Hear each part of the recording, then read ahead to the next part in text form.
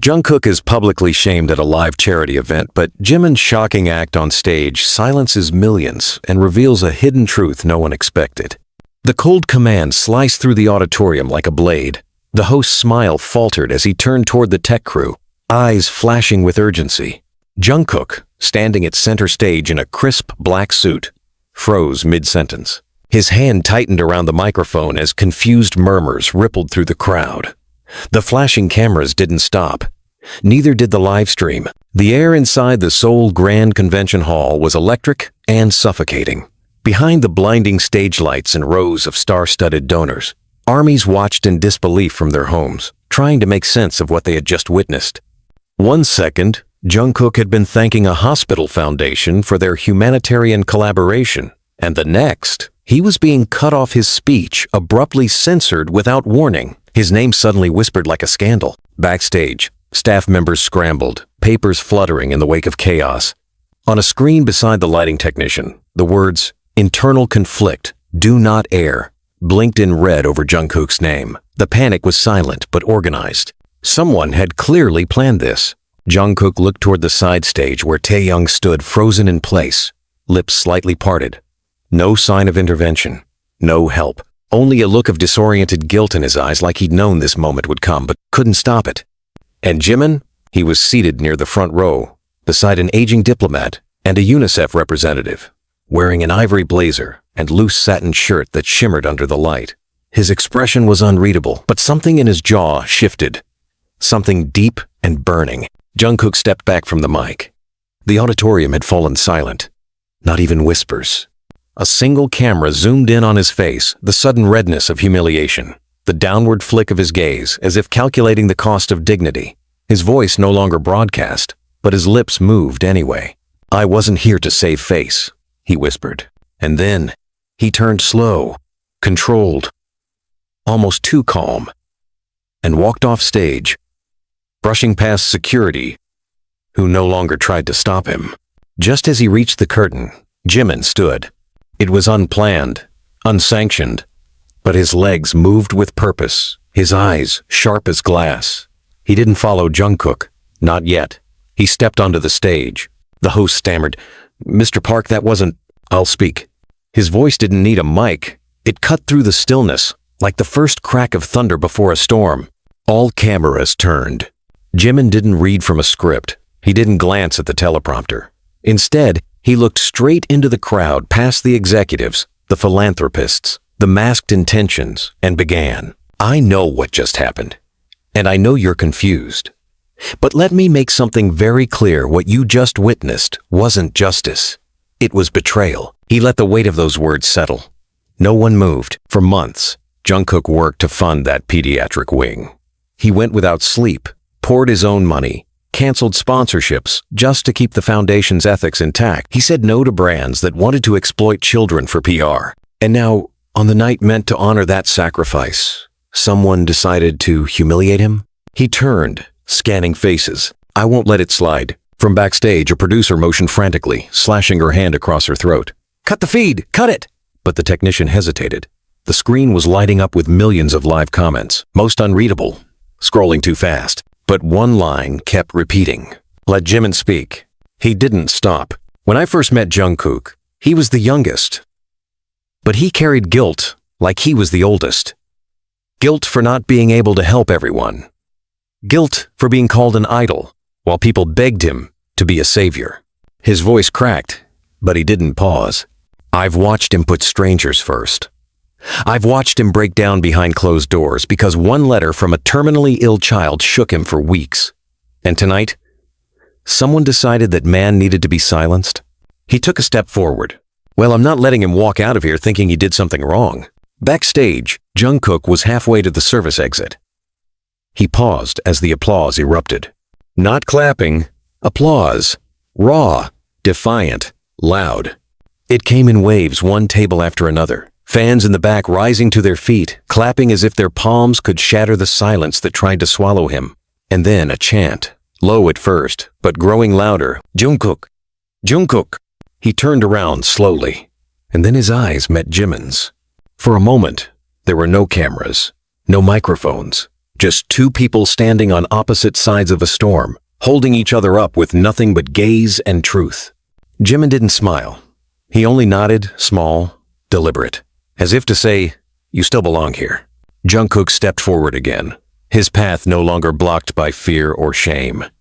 He walked back toward the light, not as a performer, not as a brand, but as a man stripped down to the bones of his integrity. And when he stepped back on stage, Jimin handed him the mic. "Say it your way," he said. And Jungkook did. He didn't thank anyone this time. He didn't read the script. He simply said, "I never wanted credit. I just wanted change. And if the cost of change is embarrassment, I'll pay it. But I won't be quiet anymore." What followed wasn't a speech. It was a release. He spoke about corruption within the donor board, about money promised but withheld, about children who waited for operations that never came because some executives wanted more press. He named names. He showed receipts. The projector behind him lit up with files and figures that no one expected to see. By the end, the room was in chaos, but the kind that comes when truth collides with power. The donation gala ended early. Sponsors pulled out. Executives resigned. But the hospital's pediatric wing, renamed the Wings of Mercy, was fully funded within 48 hours, mostly by armies. No middlemen, no corporate filters. And Jimin? He never addressed it again. But every time someone asked about that night, he only said one sentence: "Sometimes the bravest thing you can do is stand beside someone when they've been pushed to the floor." And that silence, that moment where millions didn't know what to say, it wasn't awkward. It was sacred. They had watched one man be torn down and another lift him up, not as a savior, but as a brother. And that is a moment no camera could ever truly capture. You think this is over? You think you can humiliate him in front of the world and walk away untouched?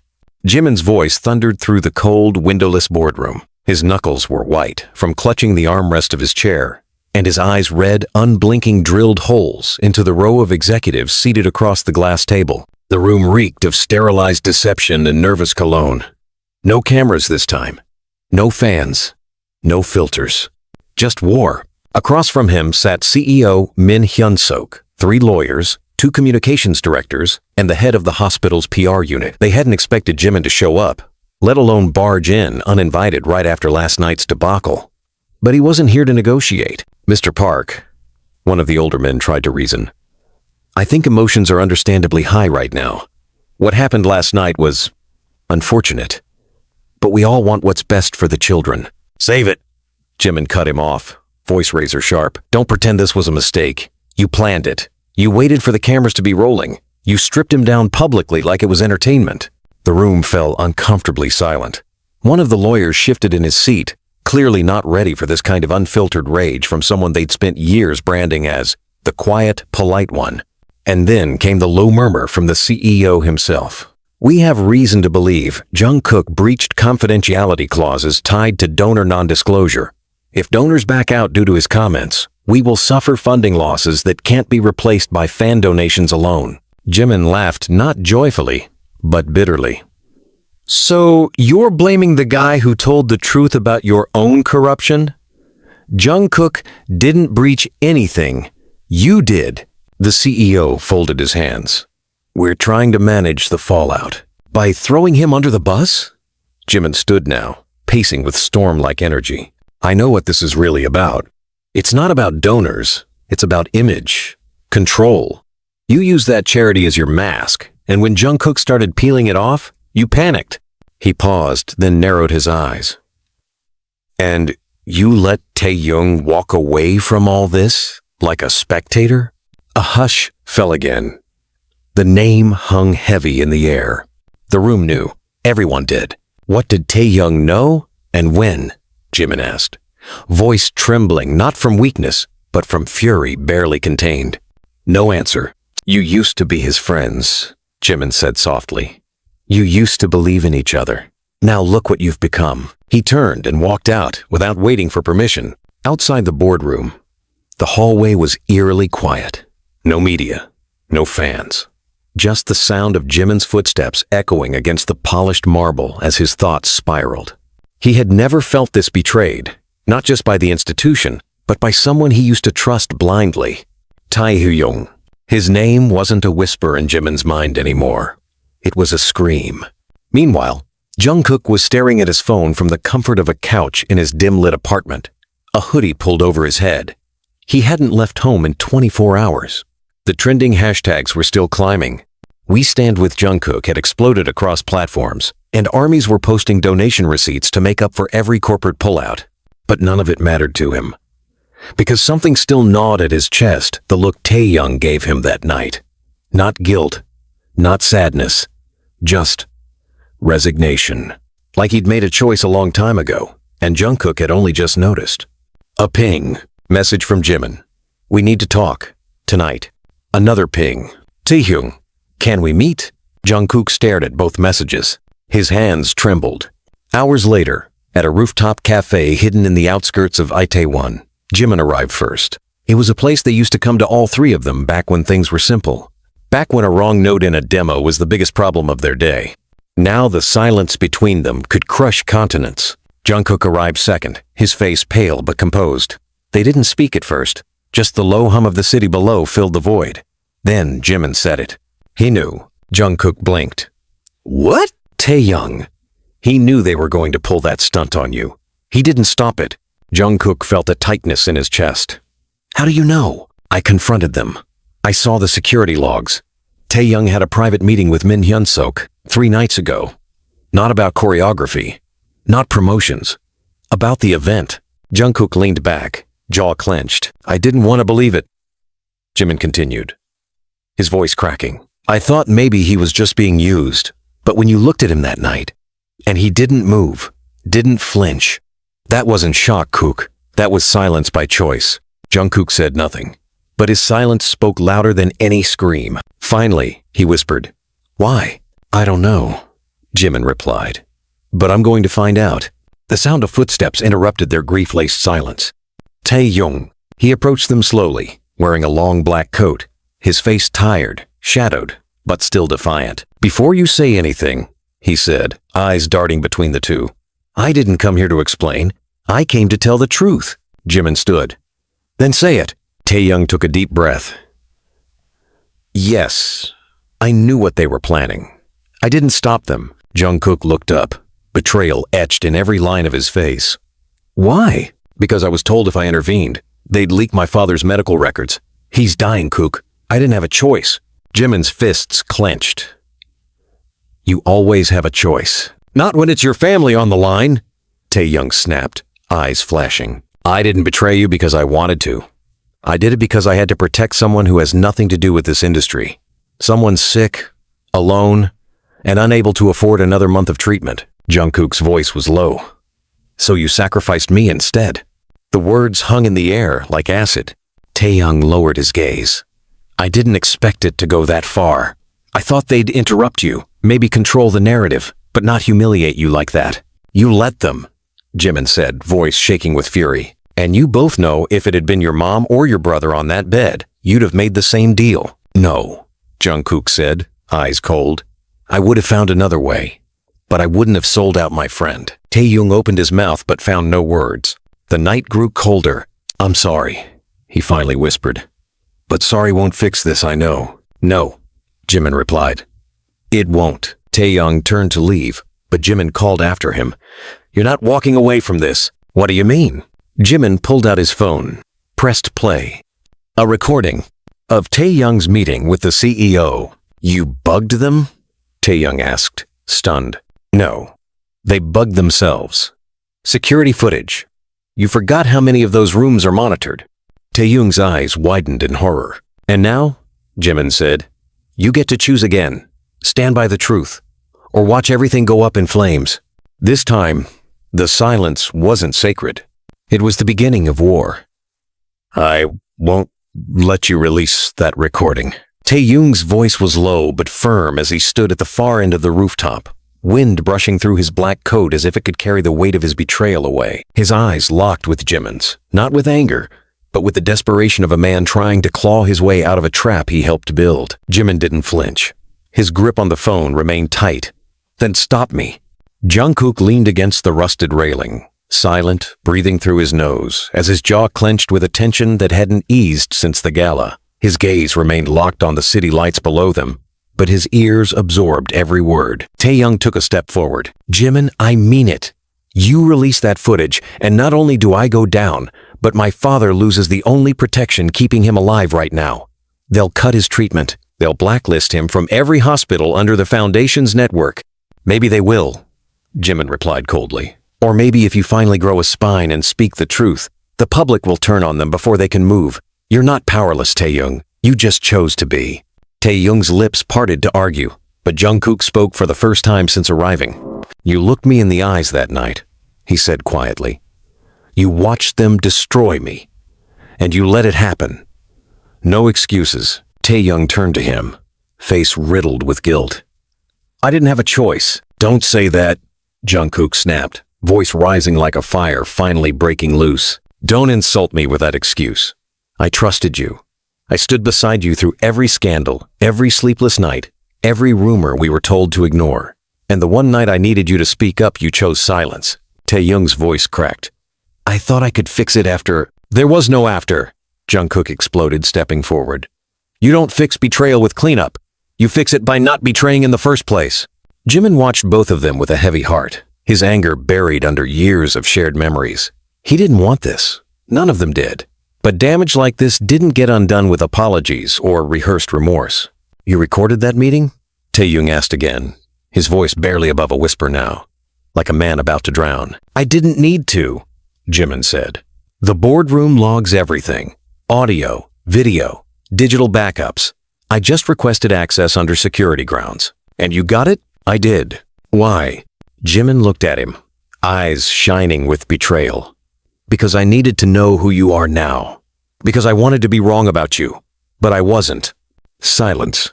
Jungkook turned away from them both and muttered, So what now? We take it to the public? Let the world know how deep this goes? Maybe, Jimin answered. Or maybe we let them dig their own graves. Taehyung looked between them. You're planning something. Jimin's mouth curved into something bitter. They think they ended it by embarrassing Jungkook. But what they actually did was wake up the one person who never played by their rules, me. Jungkook lifted his head. What do you mean? Jimin pulled out a small black notebook from his coat pocket. It looked old, frayed edges, scribbled pages. What's that? Taehyung asked cautiously. This, Jimin said, flipping through it, is every conversation I ever overheard during those late-night meetings they thought I wasn't paying attention to. Dates, names, transactions. Hidden sponsorships, canceled contracts that were never made public, and all the threats they made to silence you, Jungkook. Jungkook blinked. Why did you keep this? Because I've seen how this world works, and I knew that someday someone would be stupid enough to push us too far. Taehyung stared in disbelief. You were playing them this whole time? No, Jimin said. I was surviving them. There's a difference.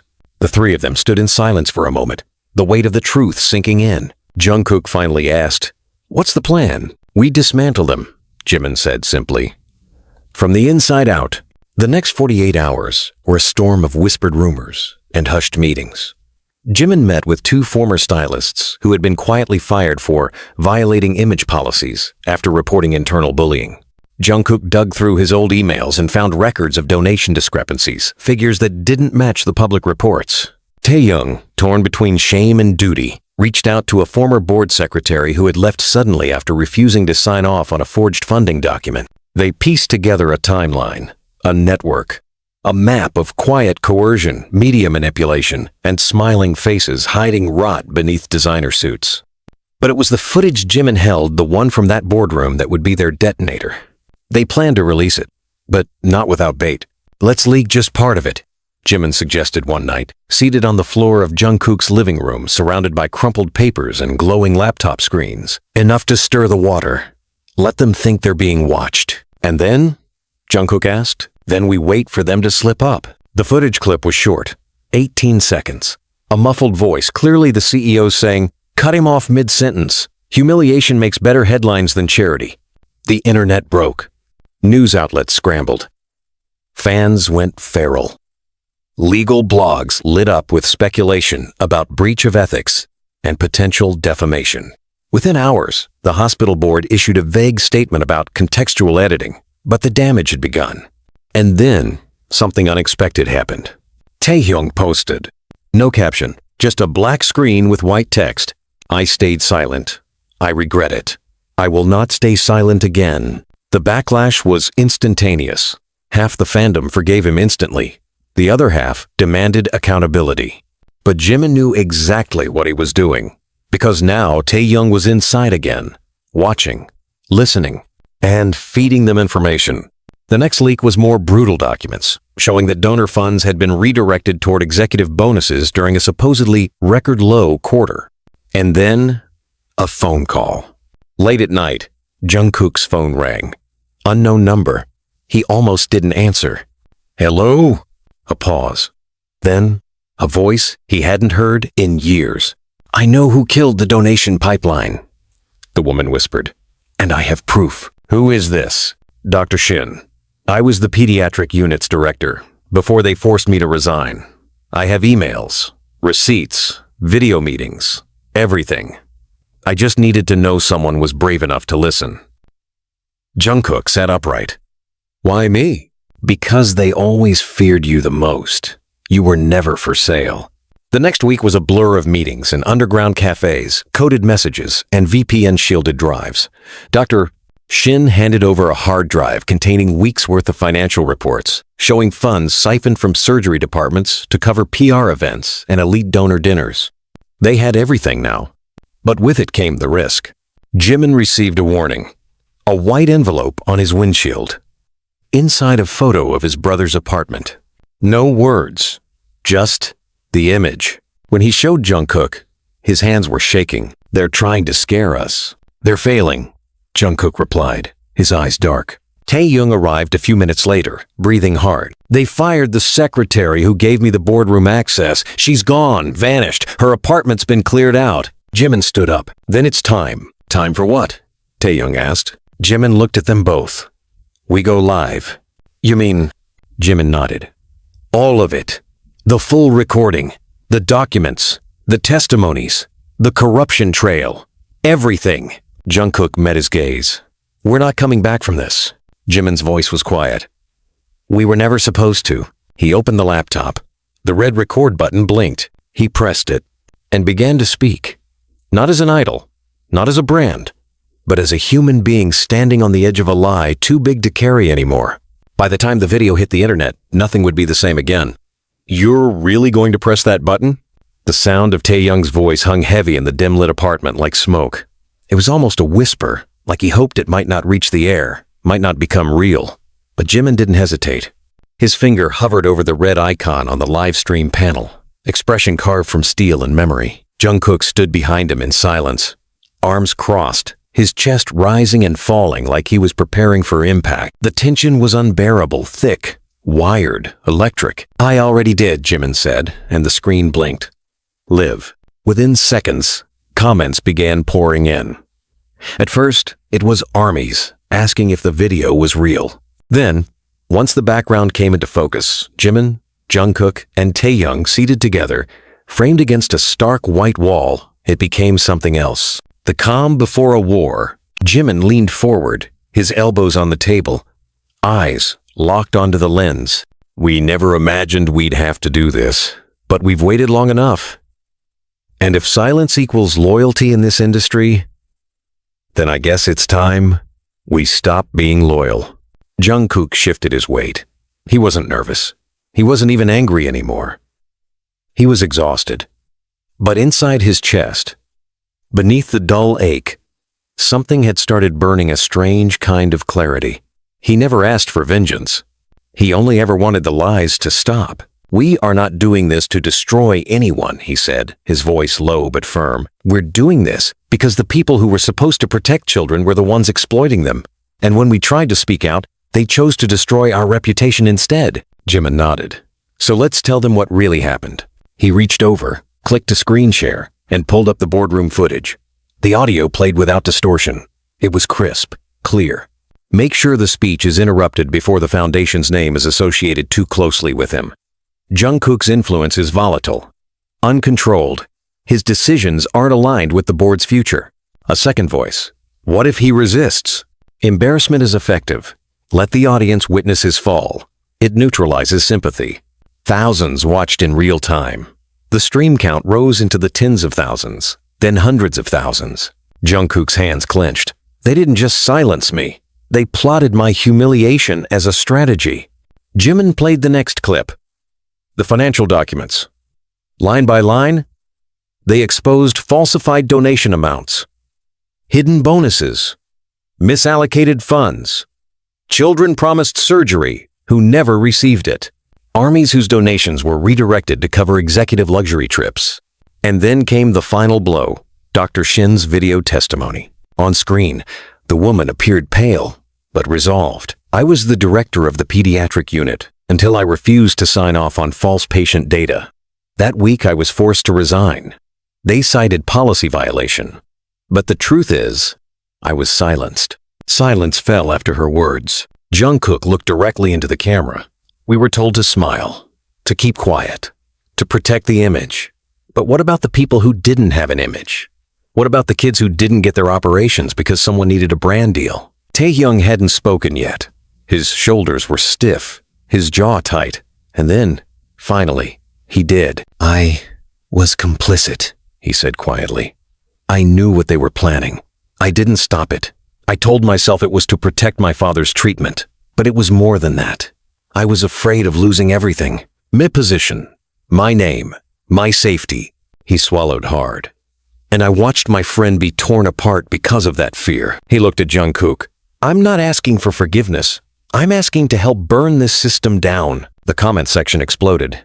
We forgive you, Taehyung. This is bigger than fandom. Expose them all. And then came the call. Jimin's phone buzzed. Unknown number. He answered. Put it on speaker. I warned you, the voice hissed on the other end. It was Min Hyun-sok, the CEO. This little show of yours just bought you a lawsuit, Park Jimin. Defamation, breach of contract, collusion. Jungkook leaned in. Then sue us. You think the court will protect you? No, Jimin said calmly. But the people will. He hung up. Jungkook looked down at the laptop. They'll retaliate. Let them, Jimin replied. Let them drag us through the dirt. Let them try to erase us. We've already survived worse. Taehyung exhaled shakily. How far are we going with this? Jimin looked him in the eye. Until every child they failed gets justice. And then the live stream ended. But the fire didn't. The next day, media outlets erupted. International headlines plastered words like cover-up, corruption, idol whistleblower, and charity scam across their front pages. Journalists flooded the hospital's office. Board members resigned within hours. Politicians tried to distance themselves. Jungkook received a cease and desist letter by noon. He posted a photo of it on Instagram with the caption, "Silence has never been an option." HYBE issued a vague statement urging peace, but armies weren't having it. They organized donation drives that bypassed the corrupt foundation, directly funding the children's wing under Dr. Shin's new supervision. But with the spotlight came shadows. Jimin's brother was attacked outside his apartment. A warning, not fatal, but enough to shake Jimin's world. He rushed to the hospital, heart pounding, fists trembling. I did this, he whispered beside his unconscious brother's bed. I brought this storm to our doorstep. No, a nurse said gently. They did. You just turned on the light. Back at the apartment, Jungkook and Taehyung sat in a hollow silence. He'll blame himself forever, Taehyung murmured. He doesn't have to, Jungkook said, because I don't blame him. Taehyung looked at him, surprised. After everything? Jungkook nodded. He didn't break. You didn't either. You bent. You bent so far you forgot how to stand. But now you're here. That matters. Taehyung swallowed. You forgive me? No, Jungkook said, then added quietly. But I believe in who you're trying to become. Taehyung's eyes burned. I want to be better. Then be, Jungkook said. Don't talk. Show me. By week's end, the foundation had collapsed. New trustees were appointed. The children's ward was finally completed. Named Hope Hall. Funded entirely by fans. A week later, Jungkook appeared on a talk show. The host smiled politely. Why go public the way you did? Jungkook answered slowly. Because I realized something. We were always taught to protect our image, but no one taught us to protect our truth. And sometimes, that's the only thing left worth fighting for. The crowd applauded. He looked straight into the camera, his voice steady. To every kid still waiting, we see you. We won't stop. Not now. Not ever. The screen faded to black, but millions of hearts stayed awake that night, replaying the moment they saw not just idols, but human beings broken, betrayed, but brave. And sometimes, that's the only thing we need to change the world. You're off the lineup. Those 4 words hit Jungkook harder than he expected. He stood in the middle of the rehearsal studio, breath catching in his throat, sweat still clinging to the collar of his white shirt from the choreography session he'd just finished. The room was still echoing with the bass of the last track, but the energy drained instantly with the arrival of the Hybe executive team. He turned around slowly. What? You're off the lineup for the Japan tour, said Director Han, Hybe's internal publicist and corporate damage controller. He didn't even blink. Effective immediately. Jimin, still catching his breath in the corner, froze with his water bottle midair. Taehyung, standing near the studio mirror, dropped his towel. The silence that followed wasn't just tense, it was radioactive. Jungkook wiped his face, walked over slowly, and stared Han down. On what grounds?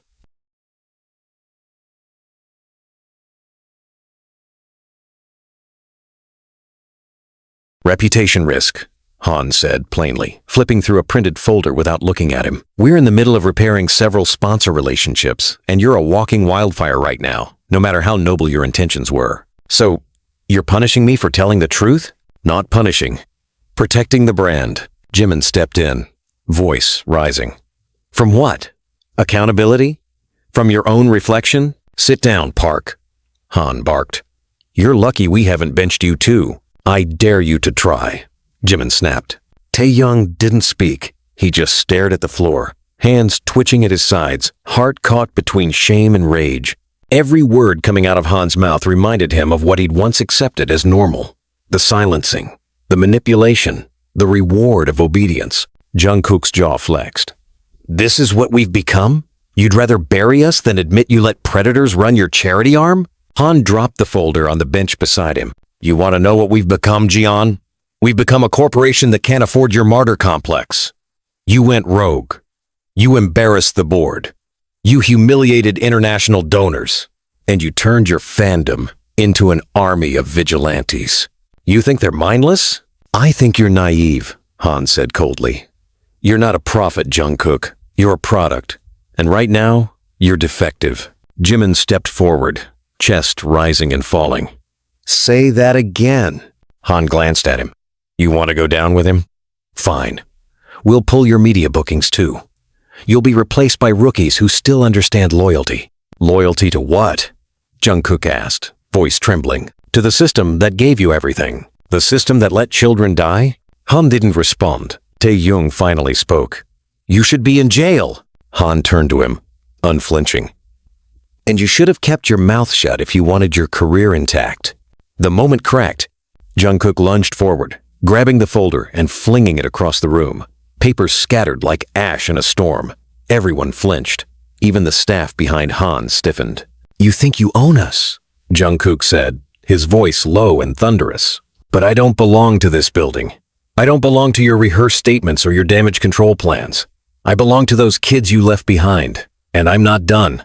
Han adjusted his tie, stepped back, and motioned to his assistant. Clear their schedule for the next 2 months. And alert security. You don't need security, Jimin said. We'll leave. But next time we come back, it won't be to dance for you. They left the studio. Doors slammed behind them. The only sound left was the faint hum of a forgotten speaker, still playing the track they never got to finish. Outside in the parking lot, Jimin kicked the curb so hard his sneaker tore at the side. They're going to bury us. Let them try. Jungkook muttered, his hand shaking. I should have punched him, Jimin added. You still can, Taehyung said quietly, though his voice had no humor. They stood in silence for a moment, all 3 of them staring at the building they used to call a dream. It now loomed like a prison, modern, glossy, heartless. Jungkook exhaled, then turned to them. We go independent. Taehyung looked at him. You're serious? I don't care about chart numbers. or stadiums. I care about the message, about giving the ones watching us the truth no one else will show them. We don't need hype for that. And what about the fans who don't understand yet? Taehyung asked. They will, Jimin said, once they see the whole picture. They began that night. A new website was launched anonymously at first, detailing the full extent of the corruption they'd exposed. The site included testimony from former staff, patients' families, rejected letters from whistleblowers, and redacted documents showing donation mismanagement that spanned over 5 years. But what made the site viral wasn't the data. It was the opening video. A Kiet clip. Jungkook sitting in a plain black hoodie. No music, no edits, just his voice. Have you ever been told that the truth is too dangerous to say out loud? I have. But I said it anyway. And I lost everything they promised me. My place, my schedule, my seat at the table. But I kept something more valuable, my conscience. And I won't let that be silenced. Not anymore. Within 24 hours, the clip had 12 million views. Hybe's lawyers responded with a formal statement threatening defamation lawsuits. Armies responded with "We choose truth" and flooded Hybe's posts with demands for apology. And then, the letter arrived. Delivered by courier to Jungkook's apartment. An envelope, thick and cold. Inside a termination agreement, immediate release from all future activities, sealed, unforgiving. At the bottom, handwritten in ink. Sometimes you have to destroy what you love to protect what you built. Jungkook stared at it for a long time. Then he burned it. Literally. Outside, under a Seoul midnight sky, he lit a match and watched the flames eat the last trace of his official title. And when the paper turned to ash, he turned to Jimin and Taehyung and said, "Now we start over. Not as idols, but as men who finally know who they are." The storm wasn't over. But for the first time in years, the rain felt like freedom. "Are you ready to lose everything?" Jungkook didn't flinch at the question. He was standing near the large window of the apartment he used to love the place that once gave him peace but now felt like the final stronghold before collapse. The city buzzed outside, alive and indifferent. He didn't turn his head when he answered. "I already did." Jimin sat at the kitchen table, his fingers gripping a ceramic cup that had long gone cold. His eyes were puffy from the hours he hadn't slept, and his voice was dry when he finally said, "No, you haven't. Not yet. The real loss comes when they go after your family." Taehyung leaned against the wall, arms crossed, the tension in his shoulders unreadable. "Or your past." Jungkook slowly turned. "What do you mean?" Taehyung looked at him, gaze sharp and cautious. "We got a tip, an anonymous email, sent to the account we use for the whistleblower project. They said there's a sealed file, something from 6 years ago, a document you signed under pressure, one that could be spun into a legal breach." Jungkook frowned. "What document?" Jimin stood and walked to the table, placing a printed sheet in front of Jungkook. "It's a non-disclosure agreement, signed after the manager scandal." Jungkook's expression darkened instantly. "That was supposed to be buried. That man, he was the one who threatened me. Told me I'd never debut if I didn't cover for him. I was 18. "And Hybe made you sign it?" Jimin said, voice tight. "To protect his image, not yours." Jungkook took a long breath, nostrils flaring. "And now they're threatening to leak it? As if I was the one at fault?" "They don't care about truth," Taehyung muttered. "Only control." The silence between them became brittle, like glass that might shatter at the wrong word. Jungkook sat down. "Then let them leak it. Are you insane?" Jimin barked. "No." Jungkook's eyes were clear. "Let them do it. Let them show the world how they protected abusers and tried to frame kids to cover it up." Taehyung looked uneasy. "That might destroy your entire image." "I'm done with image," Jungkook replied. "I want truth. No filters, no PR teams, just the real story." Jimin sat slowly, disbelief etched across his face. "You're really going to war?" Jungkook looked at both of them. "We already are." The next day, a leak surfaced anonymous, but immediately viral. Confidential. NDA, signed by Jungkook in 2019, linked to alleged scandal. The headlines spread like fire. Some framed it as a betrayal. Others painted Jungkook as a victim.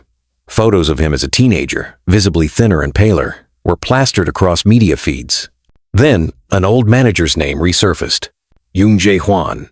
He had been dismissed quietly years ago, something about internal disputes and policy breach. But now, names were being connected, and the dots began to trace something vile. An army-run investigative account released a clip from an old rehearsal video showing Yoon screaming at Jungkook backstage. No subtitles were needed. The look on Jungkook's face, pure fear, told the story. That night, the three of them met in a dark cafe on the outskirts of Gangnam, far from media buzz. "This is spiraling," Taehyung muttered, scrolling through the latest online updates. "Let it," Jungkook said. "I want them to see everything." Jimin leaned forward. "And what if your old friends start turning? What if the ones who used to clap beside us now take deals to stay quiet or worse testify against us?" Jungkook didn't hesitate. Then they were never friends. He stood up and walked to the window, the streetlights below catching on the silver in his earrings, making him look older than he was. "Do you remember that night?" he asked suddenly. "The night before our debut showcase? When I was late?" Taehyung and Jimin nodded. "I was in the emergency room, because Yoon had slammed a door into my face during vocal training." Jimin stiffened. "I lied about it. Told staff I slipped in the bathroom. They made me sign a waiver saying I had no complaints, that I would remain silent for the good of the team." Taehyung's voice was shaky. "You never told us. You were kids too. What would you have done?" No one had an answer. "I'm done protecting people who never protected me," Jungkook said. Jimin looked up slowly. "Then we need to flip the spotlight." "Onto who?" "Bang Si-hyuk." The name sent a chill through the table. "You think he knew?" Taehyung whispered. "He knows everything," Jimin replied. "He may not have ordered it, but he let it happen. He created the culture of silence."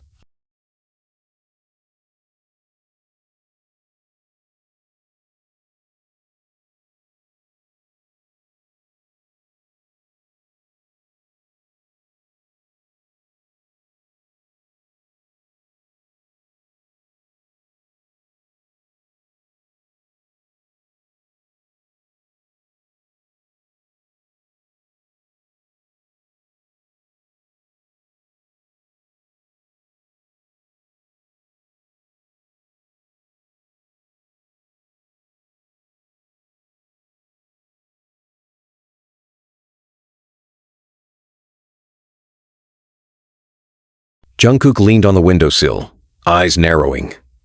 "Then it's time the silence ends with him." The plan was reckless. They didn't have official access to old security footage, but they had contacts. Namely, an ex-security team lead named Hyun-soo, who'd left HYBE last year after a quiet dispute. Taehyung reached out. 3 hours later, they were in Hyun-soo's basement, where a pile of black drives sat inside a dusty crate. "Why are you helping us?" Jungkook asked. Hyun-soo handed over a labeled USB. "Because I have a daughter. And if anyone ever hurt her the way I saw some of those managers hurt you, I'd burn the world down." The footage was raw. A late-night meeting in 2020. A group of executives in a dark conference room. Bang Si-hyuk at the center, half lit by a projector screen. A voice off camera. "What about the abuse report?" Bang's voice. "We'll bury it. Focus on the debut tour." Another voice. "And the NDA? Let him sign it. He's too scared to fight back." Jimin watched it twice. Then a third time. Then he posted it. No editing. No explanation. Just the footage. And everything exploded. Bang Si-hyuk trended globally for the first time in years, and not for a comeback. News anchors debated the ethics. Commentators speculated on the legal fallout. Celebrities began unfollowing HYBE affiliates. Former trainees started posting cryptic messages, some vague, some raw, some devastating. Then came the bombshell, unopened letter. From the families of children who had been denied donations by the corrupted charity board Jungkook had exposed. It read, "Jungkook's bravery gave our children the voice we couldn't. We stand by him. Let the world know that no amount of fame or funding is worth the silence of the innocent." HYBE tried to hold a press conference. It was interrupted by protesters outside the gates. Jimin, Jungkook, and Taehyung never spoke to the press directly. They didn't need to. The truth was speaking louder than any interview ever could. One evening, after a week of chaos, Jungkook's mother came to his apartment. She didn't say anything at first, just walked in, looked around, and sat beside him on the couch. "I watched your video," she said. Jungkook swallowed. "Are you ashamed?" She shook her head. No, I'm scared, but proud. Tears gathered in her eyes. Do you know what it's like to watch your child be called a liar by the world, while knowing he's telling the truth? He didn't answer. She reached into her bag, pulled out an old notebook. What's this? Your first lyrics, the ones you wrote when you were 12. You wrote about saving people, not being famous. Jungkook opened the notebook slowly. He smiled. They tried to rewrite your story, his mother said, but it was never theirs to own. That night, Jungkook posted one final video. No tears, no anger. Just resolve. My name is Jungkook. I was trained to be obedient. I was taught to smile through pain. I was expected to protect everyone except myself. But I choose truth, even when it costs me everything. I'm not asking for your forgiveness. I'm asking you to remember. And the world did. Because some stories, no matter how hard they try to bury them, always rise. The rain hadn't stopped for hours. It tapped rhythmically against the rooftop of the old music studio in Itaewon, where Jungkook, Jimin, and Taehyung had taken refuge for the night. The power was unreliable, the furniture dusty, but the place held history. They'd recorded demos here before debut, laughed here, cried here. It was neutral ground now, somewhere they could breathe without cameras in their faces or suits banging on the doors with contracts and threats. Jungkook sat at the upright piano in the corner, his fingers hovering above the keys but never pressing down. His eyes were distant, glassy, as if he were staring through the wood into a memory he didn't want to relive. Jimin stood beside the window, watching the street below. His phone kept vibrating, but he ignored it. Mentions, death threats, pleas, legal warnings, offers, apologies, lies. It was always the same cycle. And now, after 6 days of revelations, the silence between him and Jungkook felt heavier than any of the headlines. Taehyung paced the length of the room. There was something about the way his shoulders tensed and relaxed that betrayed the war going on inside him. He had been quieter since the last video went up, since Bang Si-hyuk's voice echoed across the world, since his own name began showing up in forums under phrases like complicit and coward turned ally. Then, Jungkook spoke. I wrote a letter. His voice was so soft, Jimin almost didn't catch it. Jungkook still wasn't looking at either of them, just at the keys. I wrote it a year ago, he continued. To myself, or maybe to Army, or maybe to no one. I don't even know. But I deleted it before I ever hit post. Jimin turned from the window. Why? Because I was scared. Because I didn't think anyone would believe me. Because I thought if I said what I really felt, everything we built would fall apart. Taehyung sat down beside him. What did it say? Jungkook stood, walked over to the shelf, and picked up a worn-out black notebook. He flipped through it slowly until he found the page. His voice trembled slightly as he read. They call it a dream, but sometimes it feels like a cage. They say we have fans, but some nights I go home and wonder if anyone would love me if I wasn't singing. They praise us for our discipline, our image, our silence. But what about our humanity? What about the nights we cried ourselves to sleep because the schedule didn't allow grief? What about the times we were told to smile right after burying someone we loved? I am grateful. I am lucky. But I am also human. And sometimes, I don't know if I'm allowed to be both. Jimin's throat tightened. He recognized that pain. He'd lived it too. Taehyung closed his eyes, then opened them slowly. That would have broken the internet. Jungkook sat again, this time facing them both. I didn't want to break the internet. I just wanted someone to understand. I wanted to scream but still be seen as someone worth listening to. Jimin walked over and took the notebook gently from him. Let's post it. Jungkook hesitated. I mean it, Jimin said. Every word here is honest. People need to read this now more than ever. Not another press statement, not another leak. This. Jungkook looked up at him. What if they tear it apart? They already did that to your life, Jimin said. Let's give them your truth to rip this time. Before Jungkook could reply, the door creaked open. It was Namjoon. They hadn't seen him since the initial scandal broke. He'd been silent publicly, neither defending nor condemning. People wondered if he was negotiating peace behind the scenes, or watching it all burn from a safe distance. Now he stood in the doorway, soaked from the rain, holding something wrapped in plastic. I found this in the Hive archives, he said, walking in. Don't ask how. He dropped it on the table. It was a hard drive, labeled in black ink. KJK Live CCTV 2018. What's on it? Jungkook asked cautiously. Namjoon sighed. Footage from a night they claimed never happened. I think they used it to blackmail you. Jungkook felt the floor shift beneath him. What night? Remember when you disappeared for a full day during tour prep in 2018? Everyone said you were at your family's place, but you told me you didn't remember how you got there. Jungkook's mouth went dry. I thought I just had a breakdown. They drugged you, Namjoon said, and sent someone to your apartment. There's footage. They tried to make it look like a scandal, something they could use later to keep you in line. Jimin's hands trembled as he picked up the drive. We have to watch it. No, Jungkook said firmly. I will. Alone. They respected that. An hour later, he emerged from the side room. His face was pale, hollowed, but not broken. He set the drive on the table like it was a cursed artifact. If I had seen this before, I don't know if I would have had the strength to fight. Taehyung stood. Then let's destroy it. No, Jungkook said. We keep it, but we don't use it. Not unless they force our hand. Jimin looked at him, brows furrowed. You're not going to expose them? Jungkook shook his head. I don't want people to support me out of pity.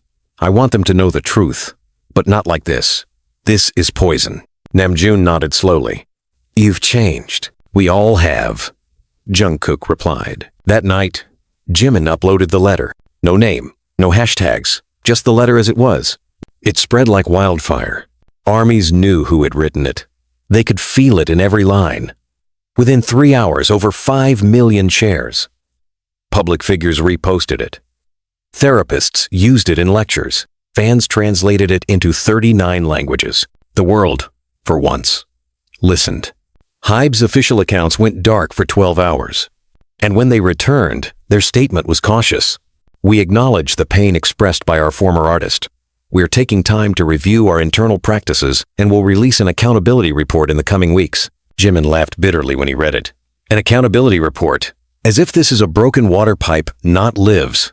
But Jungkook just stared at the letter on his phone, now immortalized online. Let them speak in reports, he said. We speak in truth. The final twist came days later. An anonymous user posted a digital audio file. A secret meeting. HYBE execs. Discussing potential arrests. And one line stood out above the rest. If he doesn't shut up, we leak the hospital records. Jungkook froze. It was his mother's medical records. She'd had a surgery in secret. He'd never told anyone. She made him promise to keep it private. Tears welled in his eyes. They were really willing to go that far. I'm done, he whispered. Jimin placed a hand on his shoulder. No, he said. You're just getting started. And as the rain began again, they stood in that small studio. No longer idols, no longer puppets, but as men who dared to expose what others spent billions to keep hidden. The system cracked. The silence shattered. And in that echo, the world finally heard them. Don't go down there alone. Jimin's voice echoed faintly in the underground parking lot beneath the oldest wing of the HYBE building. It was almost 3 in the morning, and the city above was drowning in rain. But below, in the concrete bowels of a building they once called their second home, there was only stillness. Stillness and fear. Jungkook gripped the flashlight tighter at his hand. His hoodie clung to his back, damp from sweat, not rain. I have to. Taehyung exhaled beside Jimin, folding his arms. This feels wrong. If what Namjoon said is true, then we've been walking in a dream. Jungkook cut him off. And I'm done dreaming. He turned and descended the staircase alone. The basement wasn't marked on any official HYBE maps. It wasn't a storage room or a music archive. It wasn't connected to the staff elevators. It was a space known only to executives, security heads, and people who were too loyal or too scared to ask questions. Namjoon had slipped Jungkook the access code 2 nights earlier. No words. Just a post-it that said, "Find what they buried. Room 19. Jungkook reached the heavy metal door. 19. He typed in the code. A mechanical click. The door creaked open. What greeted him inside was not what he expected. No servers, no file cabinets, no high-tech surveillance control center. It was a room filled with memory. His memory. Photos lined the walls, screens playing muted footage, papers on desks with his name printed on them in red. Jungkook stepped forward slowly, heart pounding like a war drum. A photo from 2016, him sleeping on a couch, mouth open. Hoodie pulled over his head. Private. Never taken. By a staff photographer. A clip from 2019 backstage footage of him crying alone in a stairwell after a rehearsal where he'd been screamed at by a producer. Documents labeled Jeon K emotional instability with timestamps. Transcripts of conversations he didn't remember having. Medical notes. Internal surveillance summaries. One report dated March 2020 read, "Subject shows signs of emotional burnout. Recommend continued narrative of strong youngest to maintain brand consistency. Avoid public vulnerability." Jungkook backed away. This wasn't an archive. It was a control room. A shrine built to keep him in line. He grabbed his phone and took photos of everything. Then he spotted a locked cabinet near the far wall. He ripped it open with a crowbar left in the corner. Inside were USB drives. Dozens, all labeled. Not just with his name, but with others. JM. TH. NJ. YG. JH. All the members. Private files. Tracking logs. Psychological evaluations. Footage. Redacted notes. It hit him like ice. They'd been watched for years. Managed. Molded. Played. He staggered back, gripping one USB in each hand like evidence from a crime scene. Because that's what this was now. A crime. Then he saw a dusty envelope taped behind the cabinet, marked Contingency. Jeon. He ripped it open. Inside was a letter. Typed. Cold. In the event that subject Jeon becomes publicly unstable or chooses to violate internal silence protocols, initiate sequence blackout, delete fan content, flag social media under community guidelines, begin rumor cycles. If necessary, release curated scandal footage from 2018 archives to reduce sympathy index. Use media partners to dilute truth. Jungkook froze. There it was, in black and white. A premeditated plan to destroy him, designed by the very people who claimed to protect him. He sank to the floor, handshaking as he tried to hold the letter steady enough to take a photo. Then, from the hallway behind him, footsteps. Fast, heavy. He shoved the letter in his pocket and clicked off the flashlight, ducking behind the cabinet. Voices. "He's in here. I saw the door open. I told you we should have locked it. That code should have been changed after Namjoon left. Find him. If he leaks anything in this room, shut up. If anyone hears we still have room 19, we're done." Jungkook's breath caught in his throat. He recognized the voices. One was Manager Yu, the same man who once called him Hybe's golden boy, with a smile that never reached his eyes. The other was Seo Min-kyu, head of internal operations. The same man who signed his tour health clearance papers last year when Jungkook could barely stand. They moved around the room, flashlight beams slicing through the dark. Jungkook pressed himself flat to the floor, hidden in the shadows. Then one of the beams hovered over the open cabinet. Shit. He's seen it. The panic in their voices made his rage boil. Seo muttered, "We need to erase this. Now. All of it. What if he already took photos? Then we smear him harder. And if that doesn't work?" A long silence. Then, "We call the favor in. That journalist owes us." The flashlight beam shifted away. Jungkook waited until the footsteps faded. Then he crawled out, heart hammering, and ran. He didn't stop running until he reached the studio. He burst through the door, soaked with sweat and fury. Jimin and Taehyung jumped up. "What happened?" Jimin demanded. Jungkook threw the USBs and letter on the table. "They were watching us the whole time. Every second, every breakdown, every private moment. They documented it like we were lab rats." Taehyung's face went pale. "You mean they have footage of everything?" "Everything."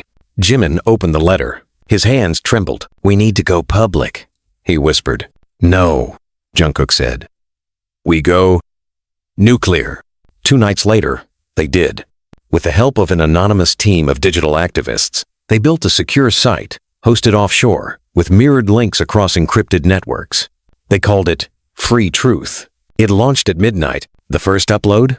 A screen recording of Jungkook walking through room 19, showing the photos, the transcripts, the footage, unfiltered, raw, real.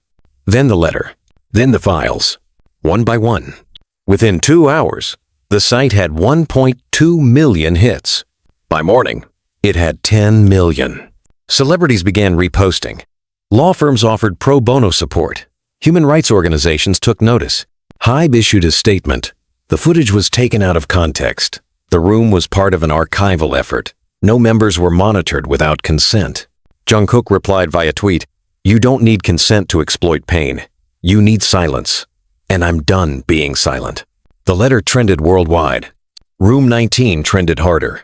Protests formed outside Hybe headquarters. Staff began resigning. A former board member anonymously released her own confession.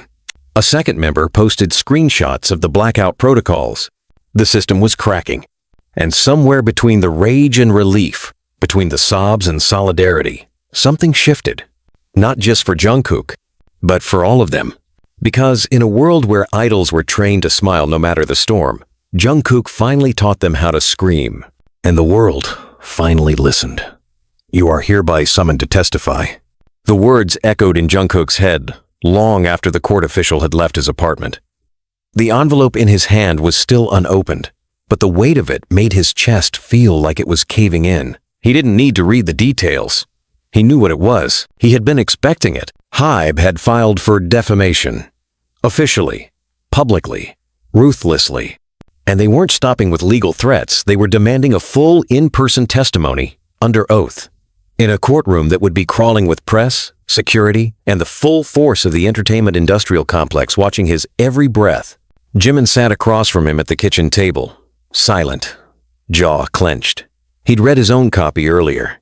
Taehyung stood by the window, hand on the glass, unmoving as the sunlight crept across his back. "They're going to use the courtroom to destroy us," Jimin finally said. "It's not about justice. It's about spectacle. They want to paint you as unstable, irrational, vindictive. They want me to be the villain in their documentary," Jungkook said flatly. Taehyung turned. "So what do we do?" Jungkook stood. "We let them film it, but they won't be the ones writing the ending." 3 weeks later, the courtroom was full. Jungkook stepped into the witness box wearing a simple black suit. No tie, no makeup, no stylist. He was done being dressed like someone's investment. "You are hereby summoned to testify." The words echoed in Jungkook's head long after the court official had left his apartment. The envelope in his hand was still unopened, but the weight of it made his chest feel like it was caving in. He didn't need to read the details. He knew what it was. He had been expecting it. Hybe had filed for defamation. Officially, publicly, ruthlessly. And they weren't stopping with legal threats. They were demanding a full in-person testimony, under oath, in a courtroom that would be crawling with press, security, and the full force of the entertainment industrial complex watching his every breath.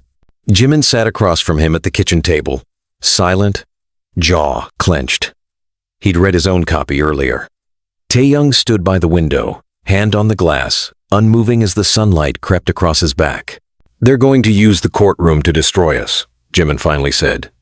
"It's not about justice. It's about spectacle. They want to paint you as unstable, irrational, vindictive. They want me to be the villain in their documentary," Jungkook said flatly. Taehyung turned. "So what do we do?" Jungkook stood,